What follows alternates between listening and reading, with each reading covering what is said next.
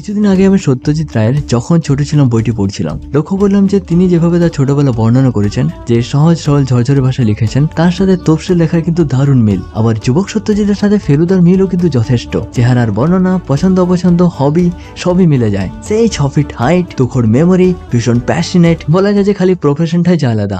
আবার মানিকদা যখন তার জুনিয়র আর্টিস্ট এবং বন্ধু বান্ধবদের সাথে আড্ডা দিতেন, তখন তিনি তাদের কাছে তারিণী খুড়োর মতোই তিনিও কিন্তু বেশ কয়েকটি প্রফেশন চেঞ্জ করেছেন। প্রথমে ছিলেন আর্টিস্ট, তারপর ফিল্ম মেকার এবং তারপর রাইটার, এবং তিনটেতে নজিরবিহীন। সত্যজিৎ রায় সায়েন্স ফিকশনেরও খুব ভক্ত ছিলেন। তার লেখা বঙ্কুবাবুর বন্ধু, ময়ূরকণ্ঠী জেলি বা অনুদিত মঙ্গলীয় স্বর্গ গল্পগুলি আমাদের সকলের ভীষণই প্রিয়। প্রসঙ্গত বলে রাখি, বঙ্কুবাবুর বন্ধু থেকে তিনি দ্য এলিয়েন মুভিটি করতে চেয়েছিলেন, যেটা বাই দ্য ওয়ে স্পিলবার্গ খুবই দক্ষতার সাথে ঝেড়ে দিয়েছিলেন।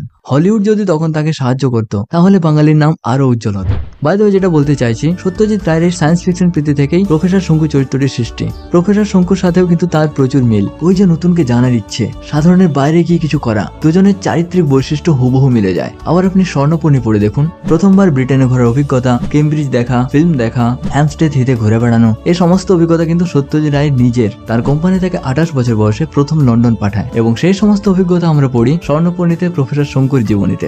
অতএব নিঃসন্দেহে বলা যায় যে সত্যজিৎ রায়ের প্রায় প্রতিটি চরিত্রই তাঁর বিভিন্ন বয়সের এবং মননের প্রতিচ্ছবি।